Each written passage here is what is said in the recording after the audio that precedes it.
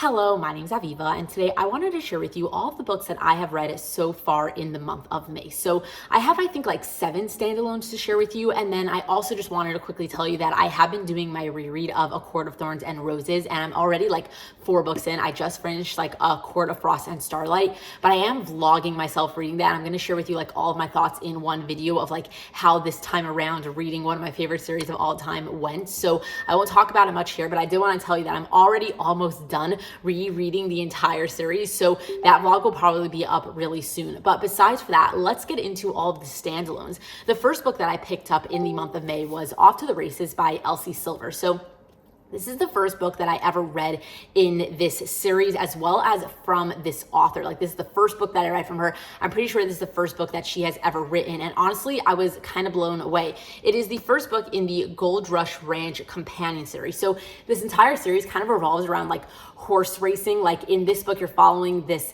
like guy who is taking over his family's horse ranch, where they kind of like breed horses to then like race in like derby type of things. And either way, he's gonna hire like a new horse trainer and they're gonna end up having a romance.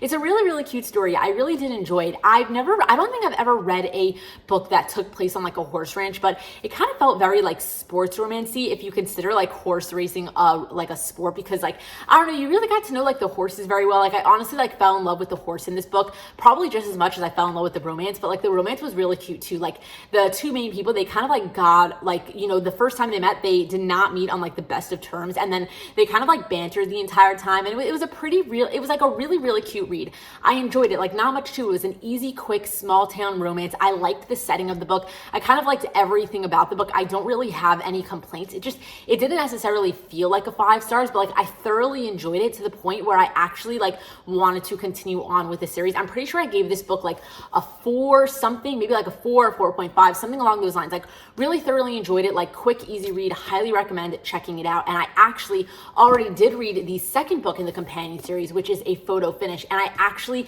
absolutely loved this book, like so much more. Like this was an easy 5 stars. So in this book, you are following the brother of the guy in the first book, as well as like the good friend of the girl in the first book, because like they're all working together. So this guy, like, you know, he was dealing with like another business that like this family owned. Like they're very wealthy, they own a lot of stuff, and anyway, for some reason he has to like come and work on the horse racing ranch for a little bit, like because he has some business like very close by, so he's going to be staying there for a while. And when he gets there, he actually has to, you know, be in very close quarters. They end up sharing a house with this girl that he has known for a very long time. So a couple of years ago, the girl in this book, her name is Violet, she actually posted a nude photo to a forum online, and this guy saw it, and then he like kind of like propositioned her. He's like, oh, I'll give you like $2,000 a month if you send me a bunch of more nudes, because like he's all damaged. He's got some like interesting stuff going on that you're going to learn throughout this book. And either way, like that is kind of like the only way he goes about like, you know, getting to know women and stuff. And she's like,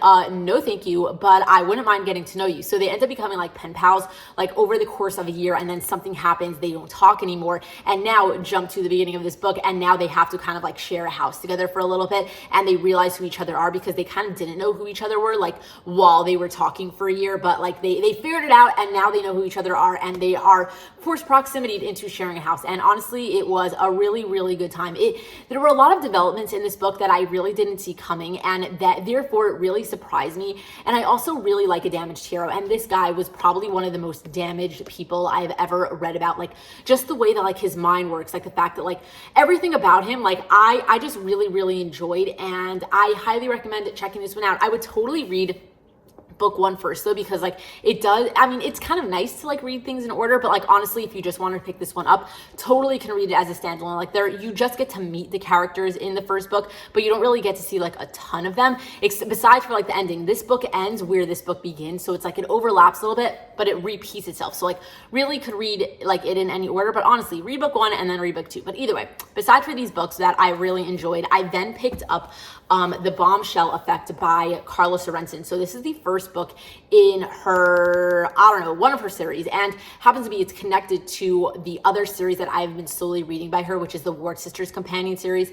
But either way, it doesn't really matter. This is a sports romance series, and in this book, you're following this guy who is a pro football player, and he ends up getting a new next door neighbor that he is really attracted to. She's like a super bombshell, you know, and she ends up being the new owner of his football team, and they're gonna end up having a romance, obviously. So they did not have a very good first encounter, and then they end up living next to each other. They're gonna end up having to work together, and then stuff is gonna happen. And unfortunately, I did not like this book that much. I think I gave it like a little bit over a 3 stars because honestly, like, it wasn't bad, but like I didn't really care for it so much because honestly, it was very heavy on like the sports romance aspect. Like the fact that it was like a sport, like this girl, she was taking over a football team and like he was a pro football player, and it was very heavy on like the transition in both of these people's lives. And like at the same time, the romance was happening, but like it was a little bit of a slow burn and like it was good. Oh, and this guy's a single dad also. So like that was like an extra thumbs up for it. But like, I don't know, I didn't really love it. Like I honestly, like I was kind of bored for most of the book, and honestly it's a tiny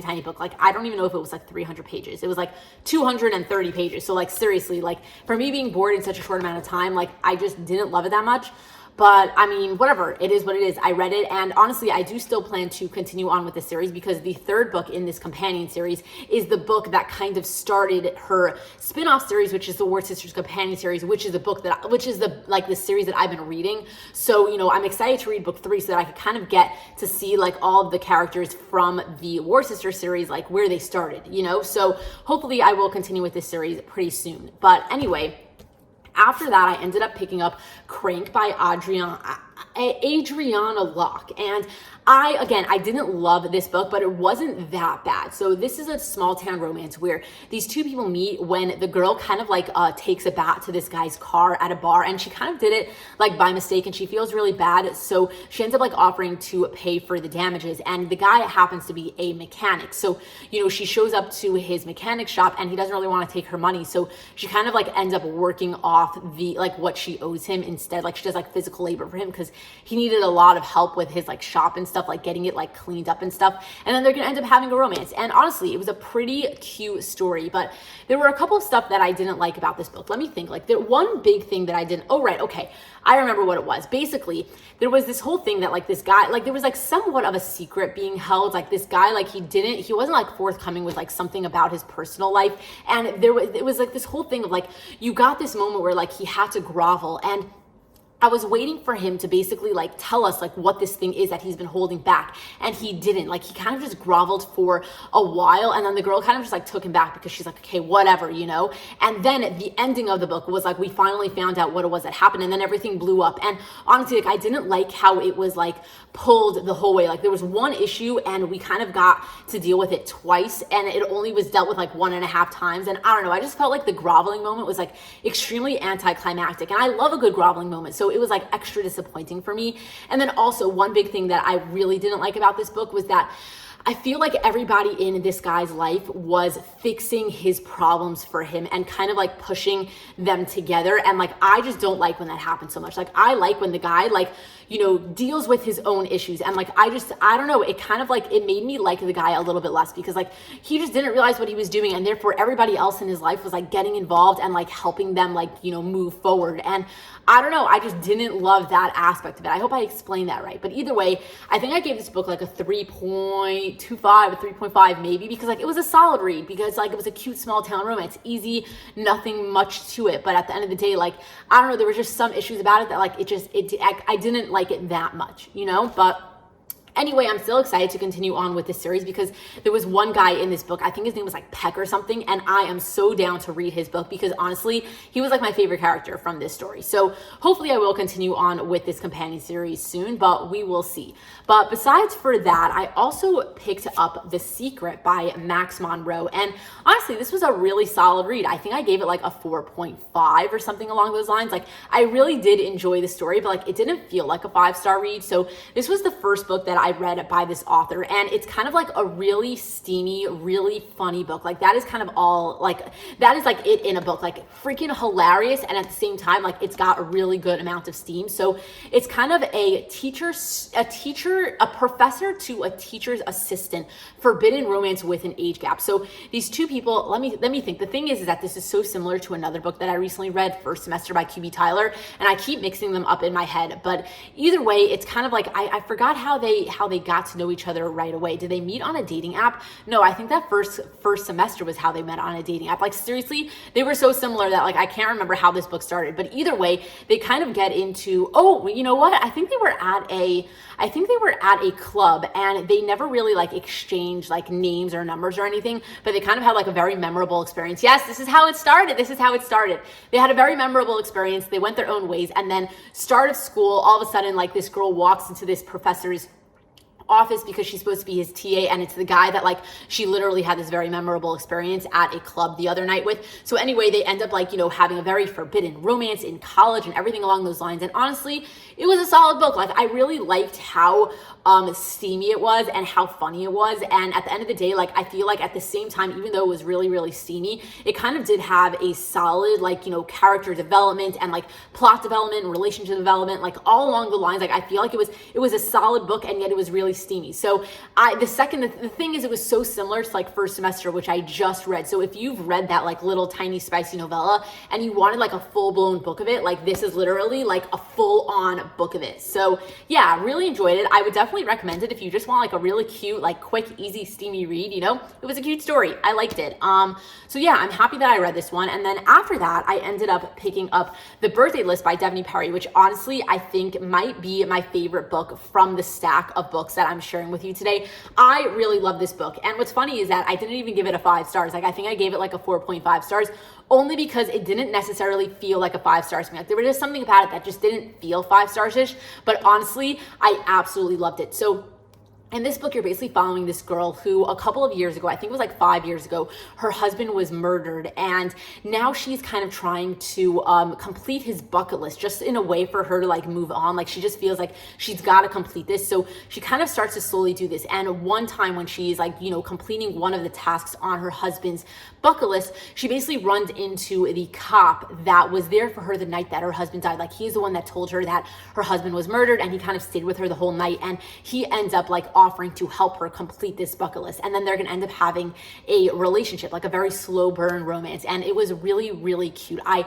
absolutely love this book. What I really liked about it, I think, is that it was so even with like being a very emotional book about like this girl grieving and trying to move on. But at the same time, it was really, really fun because she was completing a bucket list. Like every single chapter in this book was her completing like another task on the bucket list. So there were a lot of fun moments in this book. And at the same time, like it was very emotional and like really like hard to read at some points, but I really did enjoy it. I highly recommend checking out this book. I'm even considering checking out the second book in this series, which is, I think it's called Letters to Molly, because happens to be in this book, you get to see a lot about the characters that are going to be in the next book in this series. And even though I'm not a second chance romance person, I am highly thinking about it because like that is how intriguing this book made me for like the characters in that book. So we will see about book 2, but either way, absolutely love book 1. Like really highly recommend this. I was blown away by this. But anyway, besides for that, the last book that I have to share with you, which is the book that I finished the other day, is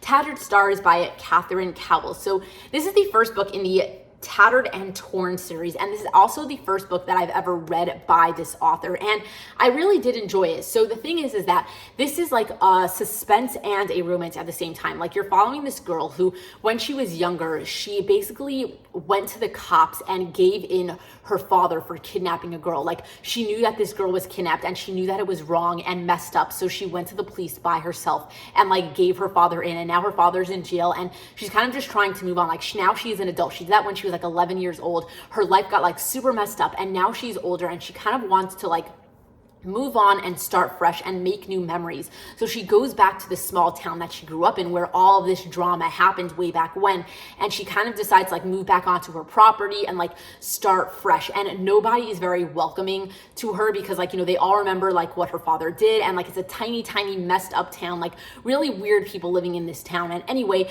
she kind of runs into the brother of the girl that she saved when she was younger, and they're gonna end up having a romance. And he happens to be like like the sheriff of the town now.